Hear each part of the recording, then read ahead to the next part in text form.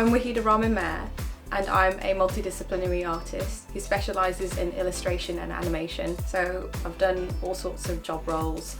I've done like illustration, 2D animation, character design, and now I settled on being an animator because that is the thing that resonates the most with me. It boiled down to the fact that I just wanted to draw constantly and I wanted to express things creatively, and that's what I can do through that career field. So I started off teaching myself my skill sets and like expressing myself through my animations and illustrations, and then I did a university degree where I honed on my skills, and that's where I also met my husband, who also is a animator as well. We then just used to do freelancing individually. So we had our contracted jobs where we worked for other studios, and now we're at the point where I'm fully freelancing as an illustrator and animator, and I'm bringing up the studio where it needs to be, and hopefully in the future Chris is able to join me as a full-time freelancing animator too, but that's kind of where we're at the moment. So my family are Bengali and we've lived most of our lives in Birmingham. I grew up in different areas across Birmingham. It's all like multicultural areas. So I've always had like an interest in art ever since I was a kid. My dad has always been a chef and he's always had this, you know, entrepreneurship about him where he wants to have a business, and you know, he's done quite a few businesses throughout his life. So I always saw this kind of like building a business up from scratch, you know, really trying to put everything in. And from my mom's side, she was always someone, you know, even though now she's working an office job, she has always wanted to express herself creatively. She does textiles work as well, so she's able to make really beautiful intricate patterned suits and saris. She used to look at like this really big bulky clothing catalogues and she used to be like, okay, I'm gonna make that top for you. Yeah, it's just really nice being able to see the resilient side of my parents as well as the creative side, and I've absorbed that like a sponge, so that's where I am the way I am. So I got a degree in film and moving image, and within that was like a 3-year degree. I studied all forms of like film and animation, and then I focused it all on 2D animation because that was where my heart really like resonated with the most. So when I was fresh out of uni, I didn't go straight into a creative job. I drew so much that I had to take a break. I took a 6-month break and I worked in retail, and towards the end of that period I then started to draw again, and that really helped because that's also something that people need to practice throughout their entire creative career. My first job was working as a motion graphic designer, and through that job I was learning things from like an industry perspective. I got to see the ins and outs of what really makes a company work. I met my husband back when we were studying university, and we were both in the same degree, and we both happen to have the same kind of outlook on creativity and what we want out of a job as well, which was full-on flexibility and creativity. Hi, my name is Chris Rahman Mayer, and I'm the other half of the Treehouse. We set up the Treehouse in university.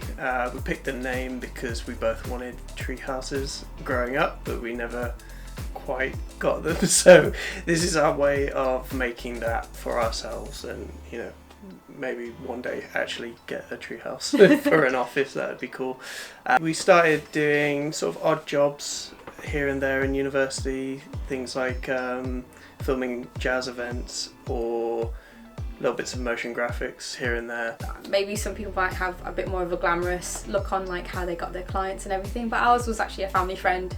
She trusted us to do some like filming and video editing for her church. It was a massive uplifting moment because she trusted us to man a 5-people camera crew and edit all of her videos together, and she put on this massive jazz event, and it was just really wonderful that she gave us all this trust, and that's all it was. And from there it just snowballed and we got more jobs, and you know, word of mouth got around. So we have been able to work for like National Geographic and Warner Bros on a TV show called Car SOS. So it was a TV show that I'd been running for 10 years, and they wanted to revamp how they approach their title sequence as well as their animation, and it was really wonderful that we were able to pitch what we're capable of doing, and they were like, we love that and we want to work with you. Just being able to say like we're on TV, like that's just mad to me. And there's also another job where somebody asked for our studio to create a 2D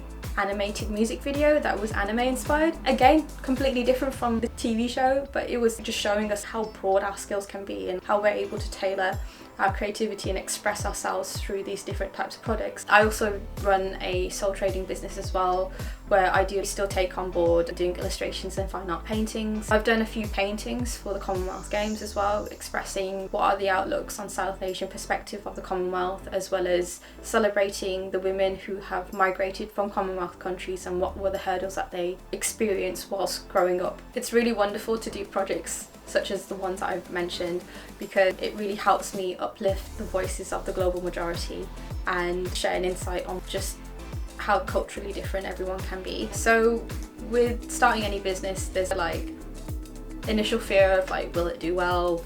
How do I even run a business? But obviously my father was a massive role model for me with the resilience that you need to have when starting any business, and I'm very much like that too. I've got the persistence that we need to make sure that this business will work, and if there's any scares, I'm still like, no, it will work, it'll be fine, we'll be fine. If you are considering to start up a business, I would say the first thing is to try your best to save enough. You know, you don't have to go full on head first into it. You can still try to do your passion whilst doing another job, and then just slowly, like on a seesaw kind of situation, you can make the transition back to completely doing freelancing work and just being your own boss. My advice to anyone who wants to do illustration or any type of creative work is to be comfortable with constructive criticism. It is something that is so valuable, and it's only there to help you get better and, you know, have a stronger set of skills as well. Working on your portfolio too, it's never just done. Everyone's learning constantly, everyone's skills are constantly developing,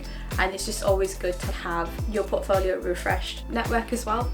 Make sure that you are getting to know other people from your creative community. It just helps create a sense of you're not alone in this. I just used to passively post things online. I was like, here's this drawing I've done, and then like, you know, it just started to snowball from there. So I know that I'm from a background which is very fortunate to have like parents who supported what I did. All I can say is you need to do what you want to do, and don't let other people try to persuade you in thinking otherwise. Like, if you know that you deep down that you are good and that you are very passionate about your career field, please just do it.